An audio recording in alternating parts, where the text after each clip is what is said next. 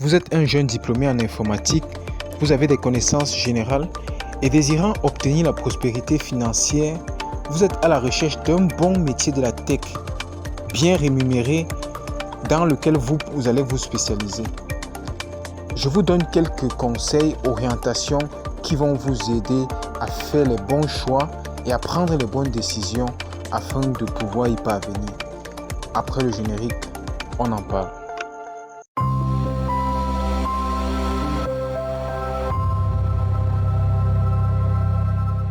Avant de parler des métiers de la tech tendance, bien rémunérés et fortement demandés par les entreprises, et bien sûr les technologies que vous devez maîtriser pour chacun de ces métiers, il est important, avant de se lancer, de se fixer un but, une finalité, un objectif à atteindre.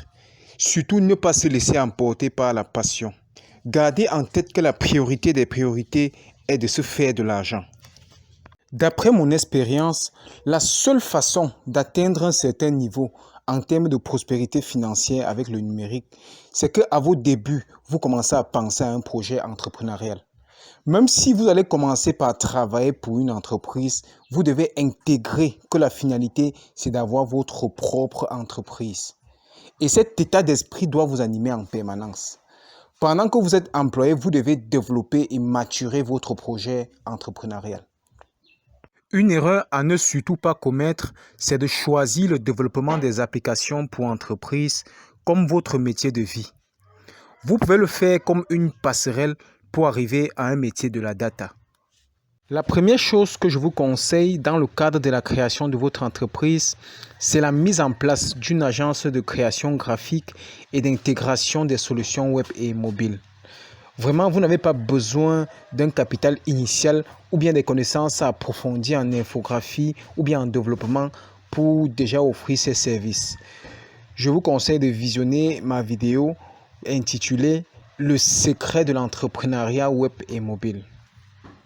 Et par la suite, vous pouvez proposer aux entreprises l'intégration des assistants d'intelligence artificielle LLM, l'analyse de données, la sécurisation des systèmes d'information et même la vente du matériel informatique de pointe, la biométrie, les systèmes de contrôle et j'en passe.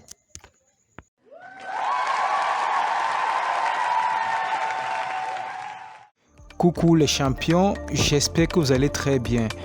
De plus en plus, on parle sur la toile de data engineer, data analyst, data scientist, machine learning engineer et certains parlent même déjà de prompt engineering, qui sont soi-disant les métiers high-tech les plus sexy de l'heure.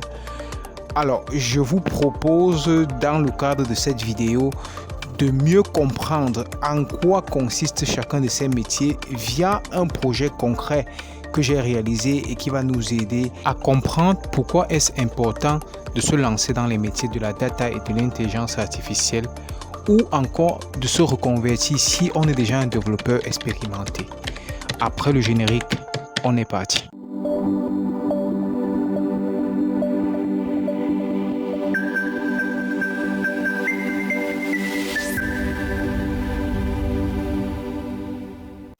Décrivons le projet que nous allons réaliser.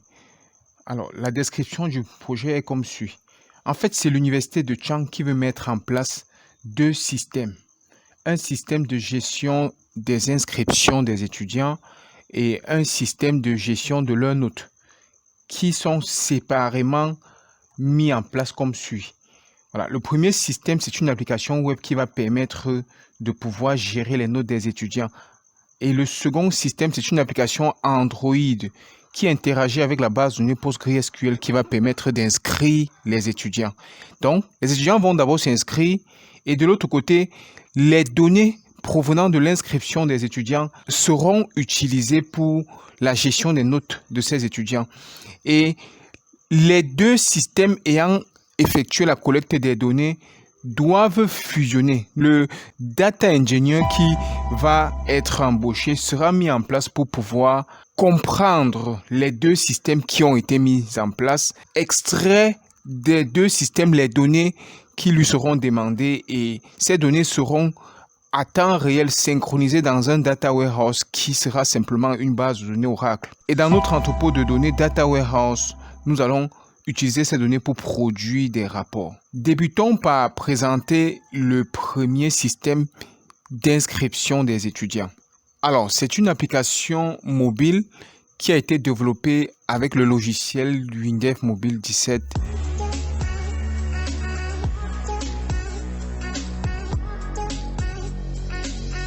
Elle permet non seulement aux étudiants avec leur matricule de s'inscrire, mais aussi de payer les frais de scolarité qui sont organisés en pré-inscription, première tranche et deuxième tranche. Et par la suite, après que ces étudiants se soient inscrits, nous avons cette application qui va permettre de pouvoir gérer les notes des étudiants. Précisons aussi que un data engineer doit avoir de très bonnes connaissances en programmation. Donc, il doit avoir programmé dans multiples langages, c'est-à-dire en PHP, en Java, en Python, en VBA pour Excel, afin d'être capable de mieux comprendre les notions de base de données. Par exemple, voilà une base de données MySQL. Un data engineer doit être à l'aise avec le SQL, doit être excellent en SQL pour être capable de pouvoir comprendre la structure des tables qui ont été créées, peut-être pas par lui, et d'extraire, c'est-à-dire que d'écrire des requêtes SQL pour extraire ce qu'on lui demande de faire. C'est-à-dire, ça c'est pour MySQL. Il devrait être capable aussi de le faire avec de multiples sources de données, comme aussi PostgreSQL, c'est-à-dire maîtriser PostgreSQL et aussi Oracle, maîtriser le SGBD Oracle et bien d'autres. Donc ça, c'est une des attributions fondamentales du data engineer. Alors, connectons-nous un peu à notre système permettant de gérer les étudiants. Donc, j'entre justement le mot de passe comme ceci. Voilà. Alors, donc voilà le système qui permet de gérer les notes des étudiants de l'université de Chang. Donc, non seulement ça archive les projets de fin d'études, ça gère les requêtes des étudiants, ça gère les messages envoyés par les étudiants, ça gère le calendrier, ça gère les notes des étudiants. Donc voilà un peu les notes des étudiants. Ils peuvent voir, on peut voir les résultats des notes de chaque étudiant comme ceci. Vous voyez, et on peut même imprimer et exporter en CSV. Alors, donc voilà un peu les deux systèmes qui ont déjà été mis en place.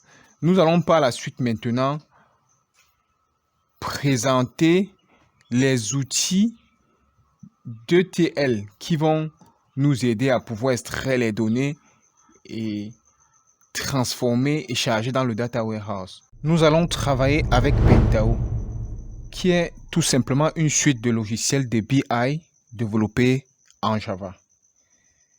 Lorsque vous avez déjà téléchargé Pentao, qui est open source, vous dézippez cela à la racine du disque local C. Et vous avez le dossier Pentao, comme vous pouvez le voir. Et son installation est facile, parce qu'il faut juste installer Java 8. Donc voilà le fichier. Vous installez juste Java 8. Et après avoir installé Java 8, vous créez la variable d'environnement Pentao Java Home. Et vous la signez la valeur de Java. C'est tout. Lorsque vous l'avez fait, c'est fini. C'est un logiciel pour les développeurs qui se sentent à l'aise en Java. Il y a plusieurs outils de BI. Vous pouvez utiliser Python, vous pouvez utiliser Power BI, Apache Spark, Kafka, etc. Mais je vous conseille, si vous avez une très grande expérience en Java, d'utiliser Pentao. C'est open source et vraiment, c'est doté d'un ensemble d'outils. C'est pas comme les autres que vous allez apprendre, les outils de l'entreprise, si et aller apprendre les outils de l'autre entreprise. C'est all in one en fait. Voilà, je vous présente ces différents outils. Nous avons premièrement le serveur de Pentao. Voilà ce qui rend Pentao vraiment intéressant. Pentao est doté d'un serveur. Ici, vous voyez BI Server, c'est le serveur pour la version 5. J'ai ici la version 5 et la version 9 de Pentao. Donc, je vous conseille d'avoir toujours les deux versions comme ceci. Et voici le serveur pour la version 5. Voici le serveur pour la version 9. Voilà. Le serveur est lancé ici.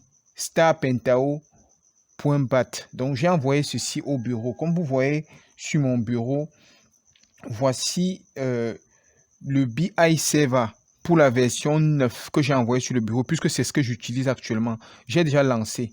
Voilà, lorsque vous lancez, ça démarre et après avoir démarré comme ceci, ça met le temps de démarrage après. Donc, ça veut dire qu'actuellement, le serveur est démarré. Je peux ouvrir un peu ce serveur et on voit à quoi il ressemble. En fait, il embarque un serveur Apache. Très intéressant parce qu'il embarque un serveur Apache. Tout ce qu'on va réaliser, on peut directement publier sur le serveur afin que ce soit visible. Voilà l'avantage que Pentao a par rapport aux autres. Donc, il a un serveur qui permet de publier les rapports, de publier les transformations, de publier les jobs. Donc, lançons le serveur. Ça s'appelle Pentao Business Analytics. Ça permet de pouvoir publier les rapports qui ont été créés et aussi créer les dashboards. OK, pendant que le serveur se lance, je présente les autres outils. Donc, voilà, on a à la base le serveur. Et maintenant, le premier outil le plus intéressant de Pentao, c'est Pentao Data Integration. Voici la version 5 que j'ai lancée. Voilà à quoi il ressemble. Alors, voilà la version 5 et voici la version 9. Voilà, donc voici la version 9 de Pentao et voilà la version 5. Alors, ici, après Pentao Data Integration, nous avons Pentao Report Designer. Voilà les deux outils les plus intéressants de Pentao. Voici la version 5 et voici la version 9. Donc, je vous conseille d'avoir les deux versions toujours à chaque moment sur la machine. Présentons les autres outils. Les autres outils, j'ai présenté ceci et ceci. Voilà les deux outils phares de Pentao. Ensuite, on a Chemin Workbench. Chemin Workbench directement, voici ça que j'ai déjà lancé ici. Ça permet de créer des schémas de données en 3 dimensions. Ça permet aussi même d'importer les schémas de données Mondrian et d'exécuter sur ces schémas-là les requêtes MDX. Ces schémas sont tout simplement ce qu'on appelle les cubes. Et de nos jours, on n'utilise plus les cubes puisque effectuer l'analyse multidimensionnelle est hyper compliqué. Il y a des outils que nous avons de nos jours qui permettent d'effectuer l'analyse multidimensionnelle sans avoir besoin de créer des cubes. Donc, c'est un outil qu'on ne doit plus vraiment utiliser puisque à l'époque, c'était vraiment très complexe de pouvoir créer des cubes multidimensionnels. Donc, aujourd'hui, il est possible de faire l'analyse multidimensionnelle sans avoir besoin de construire des cubes. Alors, Chemin Workbench pour l'analyse multidimensionnelle, Pentao Aggregation Design pour pouvoir optimiser les cubes. Donc, vous voyez, puisqu'on n'utilise plus tellement les cubes de nos jours, à quoi sert de chercher à les optimiser?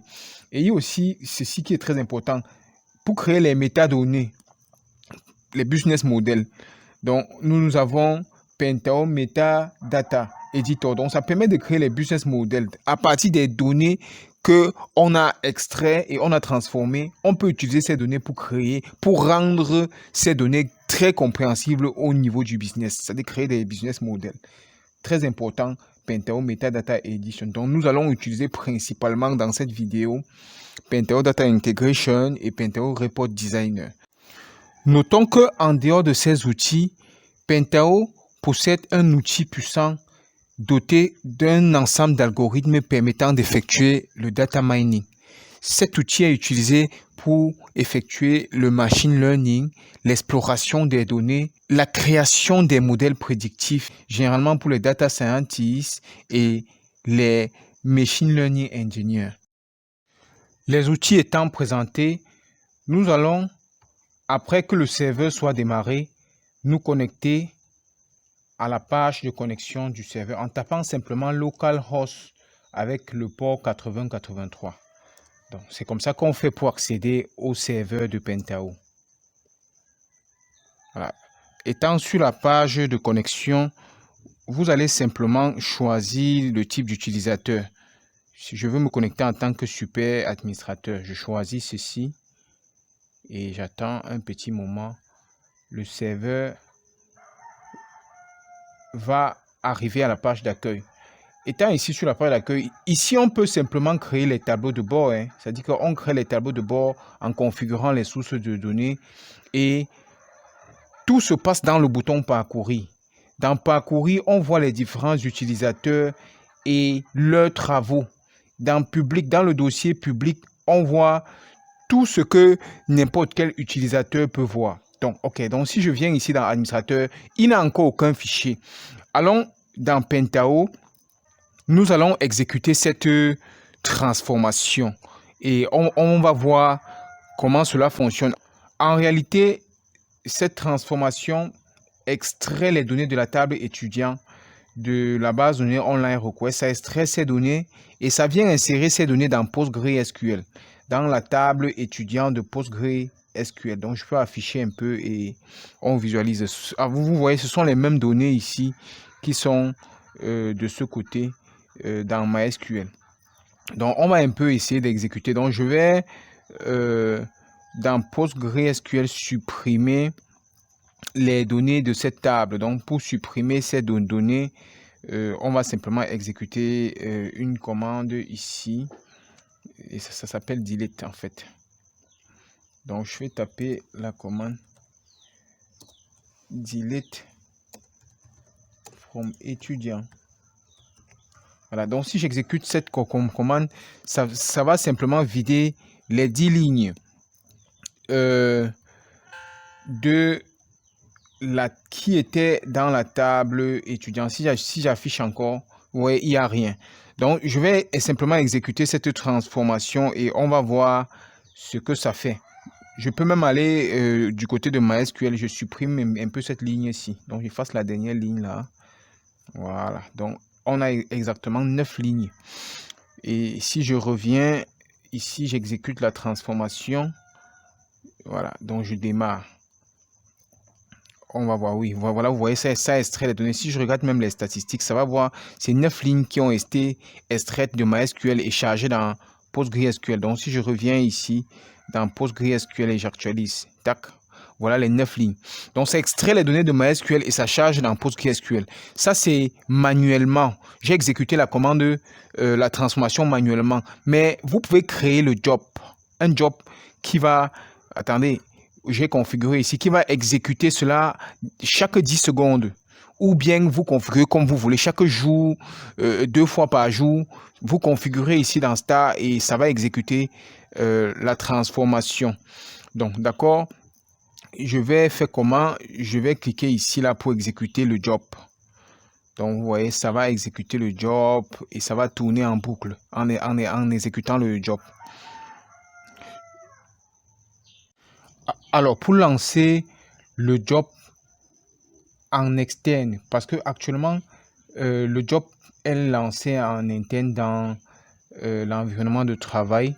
Pour lancer en externe, on a écrit ce script et qui est tout simplement cette commande-ci qui permet de pouvoir exécuter ce job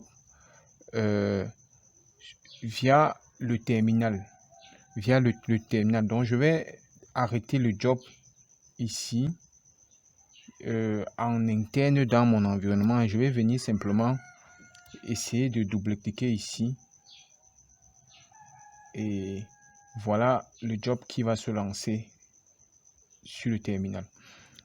Voilà, lorsque on le fait, la seule chose qu'il va manquer de faire, c'est de pouvoir soit lancer ce fichier .bat au démarrage du système d'exploitation avec la commande shell 2.startup. C'est-à-dire que j'ouvre le dossier que le système d'exploitation offre pour le lancement des fichiers au démarrage. Je glisse le job à l'intérieur. Et là, on sait que quand la machine va démarrer, ça va automatiquement lancer le job. Parce que ce qu'on veut faire, c'est peut-être automatiser la synchronisation des données entre les deux tables. C'est comme ça qu'on fait. Donc, ça veut dire que je peux glisser soit le job ici, ou bien vous utilisez simplement le planificateur de tâches du système d'exploitation. Et vous allez pouvoir configurer cela comme vous voulez. Donc, voilà comment on faisait à l'époque pour pouvoir automatiser une transformation que nous avons créée. Mais de nos jours, avec le serveur BI, La seule chose que vous devez faire, c'est publier juste cette transformation sur le serveur BI et automatiquement le serveur va se charger de faire le travail, c'est-à-dire d'exécuter la transformation à intervalles de temps réguliers. Donc, je peux fermer ceci et on va essayer de publier notre transformation et notre job, les deux sur le serveur BI. Je peux à présent charger ma transformation ou mon job sur le serveur BI, précisément dans le dossier du super administrateur. Vous voyez, c'est encore vite. Soit je décide de télécharger de cette façon, soit directement sur mon environnement, je me connecte à mon repos que j'ai créé. J'entre le mot de passe du super administrateur. Voilà. Je me connecte à lui. Voilà. Étant connecté, je peux simplement décider de ne pas fermer tout ce que j'ai devant moi ici. Donc, je ne ferme pas tout ce que j'ai devant moi. Étant connecté à mon repos comme ceci, je peux directement, étant ici, enregistrer ma transformation dans le dossier admin du super administrateur. Donc, vous voyez, je choisis admin effectivement et je save. J'enregistre ça là-bas. La transformation étant enregistrée sur mon repos, sur mon serveur, je peux venir essayer de visualiser cela ici. J'actualise juste et... Alors, voilà la transformation que je viens d'enregistrer. Je peux faire de même avec la transformation. Donc, c'est-à-dire, si je suis ici, je suis connecté à mon repos. Comme on peut bien voir, je viens ici pour le job. J'enregistre directement le job en faisant CTRL S. Voilà, donc toujours dans mon... Je choisis le dossier admin et je save. Voilà. Pour vérifier, j'actualise. Voilà mes deux fichiers que j'ai importés. Comme je pouvais aussi le faire en utilisant le téléchargement. Alors maintenant, comment ça va se passer? Pour exécuter mon job ou ma transformation, je vais simplement cliquer sur exécuter en arrière-plan. Exécutons par exemple le job en arrière-plan. Si j'appuie sur exécuter en arrière-plan, on va me dire, ok, est-ce que je veux exécuter, je vais ajouter les dates d'exécution pour que ça puisse être visible correctement comme ceci, ou bien que est-ce que je veux remplacer à chaque fois avant d'exécuter, je clique sur OK. Vous voyez, si je reviens sur mon serveur ici, je vais voir l'exécution en arrière-plan. Donc, ça va démarrer l'exécution en arrière-plan. Et à chaque fois que je vais lancer le serveur, ça va exécuter ma tâche en arrière-plan. Voilà ça, ma synchronisation qui est en train de s'exécuter en arrière-plan. Donc, voilà un peu ce qu'on a fait. Maintenant, pour notre projet que nous avons mentionné au début, d'extraire les données des sources de données PostgreSQL, MySQL, mettre ces données sous une forme analysable avant de le charger dans la base de données Oracle. Voilà ce que nous avons construit pour cela. Donc, on va exécuter cela et on va voir comment ça va se comporter.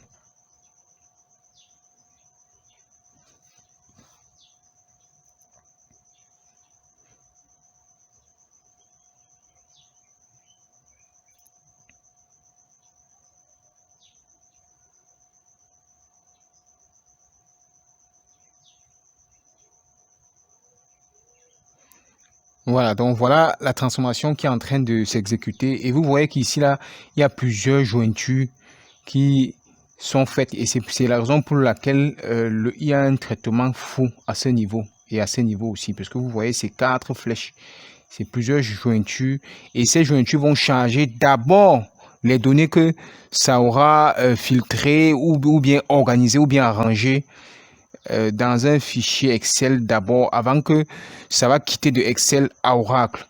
Donc pour que nous puissions avoir aussi un peu une souche qu'on peut déjà essayer d'analyser avec Excel avant de partir dans le serveur de base de nos Oracle. Donc voilà un peu comment cela se passe.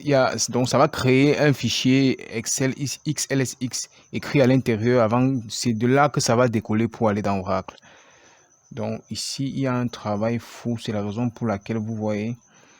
Voilà. Donc voilà la transformation qui a parfaitement abouti. Donc si on veut regarder les statistiques ici, vous allez voir le nombre de lignes qui ont été lues, écrites dans Oracle, qui ont été écrites dans Excel. Donc voilà ce qu'on devrait faire. Et on fait de la même façon. On se connecte et on publie cela sur le serveur BI. Si on veut que ça puisse s'exécuter à intervalles de temps réguliers. Donc voilà tout ce que je pouvais présenter sur Pentao. Franchement, il y aura des vidéos pour que je puisse montrer exactement comment je conçois, comment j'extrais, comment je transforme et comment je charge. Alors maintenant, nous allons passer à l'analyse. On a déjà les données qui sont sur une forme analysable. On va maintenant utiliser le logiciel Pentao Report Designer. Donc à ce niveau, pour le data engineer, c'est bon. Il a compris comment fonctionnent les bases de données, MySQL. Il a compris comment fonctionne PostgreSQL. Il a écrit des requêtes pour extraire ces données. Il a conçu le schéma qui va pouvoir extraire cela et qui va charger de l'autre côté sur Oracle. Donc voilà pour le data engineer. Pour le data analyst maintenant, il va utiliser son outil. Il va utiliser Pentao Report Designer. Voici la version 5 et voici la version 9 pour pouvoir produire des rapports sur les données qui ont été pré-transformées. À présent, c'est au tour du data analyst d'entrer en jeu. Il a pour mission de créer les rapports et les dashboards. Alors, pour les rapports, il va utiliser le logiciel Pentao Report Designer et pour les dashboards, il va travailler au niveau du serveur en créant les sources de données directement au niveau du serveur et les dashboards à ce niveau parce que les dashboards sont directement publiés. Puisque c'est créé ici, c'est directement visible au grand public. Or, à ce niveau, au niveau de Report Designer, nous allons designer, déployer et publier cela sur le serveur, comme nous l'avons fait avec les transformations et les jobs. Alors, nous allons importer les rapports que nous avons créés à partir des données qui avaient déjà été chargées sur le data warehouse qui est Oracle. Donc voilà, nous avons chargé les données dans la table School. Voilà les données que nous avons chargées. Nous avons chargé aussi dans la table étudiant. Nous avons chargé dans la table course. Voilà, donc j'ouvre la table course. Voilà les données que nous avons chargées provenant de MySQL et de PostgreSQL. Et enfin, nous avons chargé encore les données dans la table Mac. Voilà, donc voilà les données qui... Nous allons produire des rapports à partir de ces données-là. Alors, je viens au niveau de mon report designer. Je vais simplement importer les rapports que j'ai déjà designés.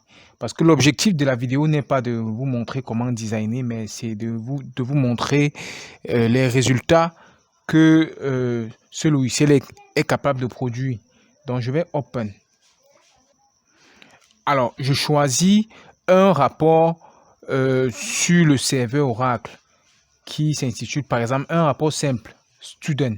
Donc, je prends même le rapport basique Student ici et j'ouvre. Alors, voilà le rapport et pas besoin de vous montrer comment ça se passe, le design, puisqu'il y a des vidéos que je vais faire pour vous montrer pas à pas comment designer ces rapports. Nous allons juste savoir que la première partie, c'est la structure du rapport. Comme vous voyez, en tête, corps, pied, filigrane. Ça, c'est pour structurer le rapport au niveau de la page. Il y a les outils. Voilà les outils ici.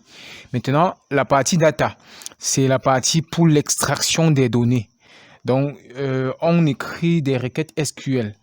C'est-à-dire, on crée une connexion à la base de données, par exemple, Oracle, comme je viens de faire là, Oracle Connection. Voilà, donc voilà la base de données Oracle. Je peux même tester, tac, je suis connecté à Oracle. Et voilà. Maintenant, j'écris ma requête d'extraction, je prévisualise. Alors, lorsque la prévisualisation marche et que les données sont exactement ce que l'on attendait, ça prouve combien le data engineer a bien travaillé et nous pouvons maintenant exploiter ces données pour produire le rapport. Bon, pour le faire, on va d'abord, premièrement, essayer de voir à quoi ressemble notre rapport et si c'est des biens comme nous voulons, nous allons le publier directement comme ceci. Publish. Et ensuite, oui, je vais publier. Voilà, donc les paramètres de connexion au serveur sont bons. Voilà, donc je me reconnais avec le serveur parce que au niveau du serveur, nous voyons effectivement qu'on a deux dossiers, le dossier accueil et le dossier public. Donc, on va publier cela où? Publions dans le dossier admin. Voilà, donc voilà, ce sera liste étudiant. Je ne choisis pas le format de sortie. On peut ne pas choisir. Et par défaut, ce sera le HTML. Donc, j'appuie sur OK. Voilà, publication avec succès. Je peux directement ouvrir afin qu'on puisse voir le lien qu'on peut utiliser pour partager. Voilà, vous voyez, ça a publié notre rapport et par défaut sur HTML. Mais je peux choisir le PDF. D'accord. Pour que ça puisse mettre mon document sous un format PDF et que je peux directement télécharger. Donc voilà le PDF. Le PDF est plus propre. Donc je peux télécharger. Donc, les gens vont se connecter avec cette adresse et ils pourront télécharger le rapport comme ceci. Donc j'ai téléchargé le rapport sur mon bureau. Donc voilà le rapport que je me suis connecté sur le serveur BI et j'ai téléchargé. Alors donc voilà notre rapport au format PDF que nous avons téléchargé sur le serveur. Alors rendons-nous sur notre Pentaho Report Designer. Nous allons importer ou bien ouvrir d'autres rapports qu'on a designés. Voilà, donc j'ouvre les 4 rapports là. Alors voilà les 4 rapports sur l'école que nous avons designé. Nous allons publier ces rapports sur le serveur BI comme ceci. On commence par ceci. Ceci, c'est un rapport interactif. Testons pour voir. Donc, si je viens en print preview, vous voyez, c'est un rapport interactif. Vous pouvez rendre les rapports interactifs ou bien simplement afficher de façon générale les données. Donc, si je veux par exemple ici imprimer les statistiques de tout l'établissement, vous voyez, ça c'est pour tout l'établissement, pour toutes les classes de l'établissement d'un coup. Ou bien je peux afficher cela de façon interactive. On va dans tous les cas publier les 2 rapports aussi et on va voir à quoi ça ressemble au niveau du serveur. Commençons par le premier rapport interactif. Donc je viens sur Publish, oui, et je me connecte. Je vais toujours publier cela dans le dossier admin. Voilà, donc dans ce cas, je vais choisir PDF pour que au premier chargement de ce rapport, ça place une fois les données au format PDF. Donc, OK.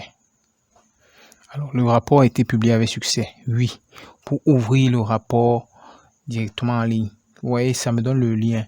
Quand je cherche à partager un rapport, c'est comme ça que c'est cette adresse-ci qui est fournie. Voilà, donc voilà mon rapport interactif. Et par défaut, le type de sortie, c'est PDF comme j'ai choisi. Vous voyez, c'est parfait. C'est interactif. Ça, c'est pour la 6e. Voilà les statistiques de la classe de 6e. Si je vais choisir, si je vais pour la 4e espagnol, par exemple, tac, ça charge pour la 4e espagnol.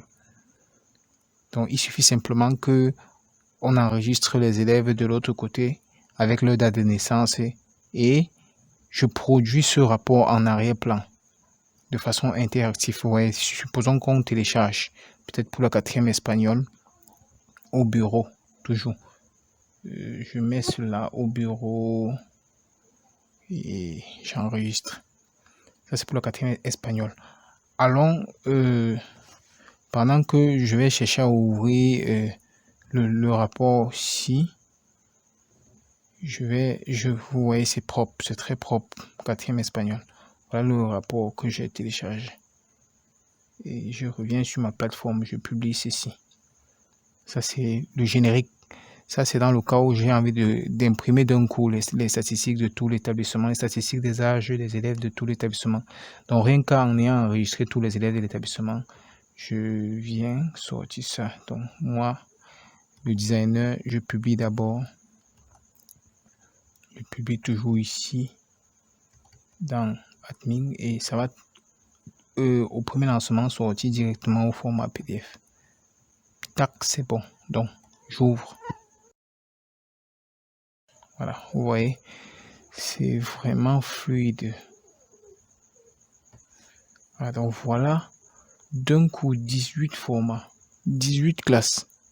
Un rapport constitué de 18 classes pour tout l'établissement. Téléchargeons et on va voir exactement, clairement avec Foxy Reader, comment ça s'affiche. Donc, pendant que c'est en train de télécharger, voilà, ça m'a déjà téléchargé. Donc, je peux faire ouvrir comme ceci. Et j'ouvre avec Foxy Reader. Voilà, donc voilà mon rapport constitué de 18 pages pour toutes les classes, en fait. Les statistiques sur les âges des élèves de toutes les classes. Voilà, c'est intéressant, le plus vieux, le plus jeune. La moyenne des âges des élèves par sexe. D'accord, voilà. On va continuer à publier les autres rapports et on va voir. Je viens ici, voici un rapport aussi encore interactif, vérifions, sur le travail des élèves. Voilà, c'est interactif. Allons-y, on publie sur le serveur BI. Publish, oui. OK. Toujours dans le même dossier, on va publier. Et ça va sortir au format PDF. Tac, c'est bon. Et j'ouvre. Vous voyez, c'est en train de charger pour la classe de 6e et le premier trimestre. Donc, le premier trimestre, voilà le résultat des élèves, les statistiques de façon générale de la classe de 6e pour le premier trimestre. Les filles, les garçons, voilà. Et si je choisis peut-être pour le deuxième trimestre, c'est dans ce cas qu'on va voir les progressions. Pour la classe de 6e, pour le deuxième trimestre, on voit effectivement que voilà les progressions. La meilleure progression, la meilleure régression. Et ça veut dire que la classe est plutôt rentrée en arrière, puisque quand je regarde les taux d'amélioration, taux de dégradation, c'est négatif. Donc, je vais un peu télécharger ça, on va voir clairement. Pendant que c'est en train de télécharger, je reviens et je termine, parce que il faut afficher. Je publie ceci. Publier, publish. OK. Toujours ici. Et je veux que ça sorte comment? Bon, disons que ça sort avant qu'on choisisse PDF. Voilà, c'est très rapide. Hein. Voilà, et ceci, c'est pour afficher le tout d'un coup.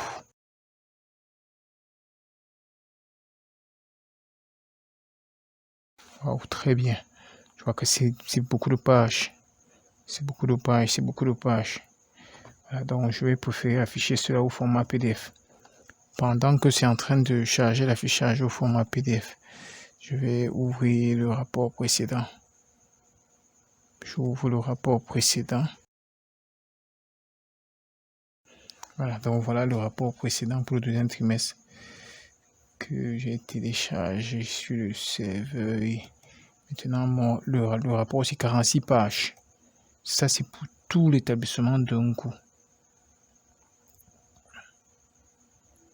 Tac, j'enregistre.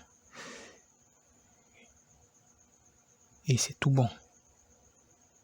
Ouais, bon, téléchargement en cours parce que c'est quand même 46 pages. Donc, c'est tout ce que je souhaitais à vous présenter concernant le reporting et le dashboarding pour les data analysts. Alors, voilà en gros ce que je souhaitais présenter dans cette vidéo concernant les différents métiers qui sont les métiers tendances de l'heure. Nous avons à la base le software ingénieur qui a pour rôle de collecter les données. Et ensuite, on a le data engineer qui a pour rôle de pouvoir récupérer ces données, arranger et mettre dans un data warehouse. Ensuite, le data analyst qui a pour rôle d'analyser les données et de produire des dashboards, des rapports dynamiques, interactifs. Et par la suite, on a le data scientist et le machine learning engineer qui vont utiliser ce logiciel pour pouvoir mettre en place des modèles prédictifs. J'espère que cette vidéo vous a plu. Nous allons parler dans la prochaine vidéo de Python, de Power BI, de Kafka, de Apache Spark, tous les autres outils tendances qui permettent de faire la même chose. Merci de votre aimable attention. À la prochaine.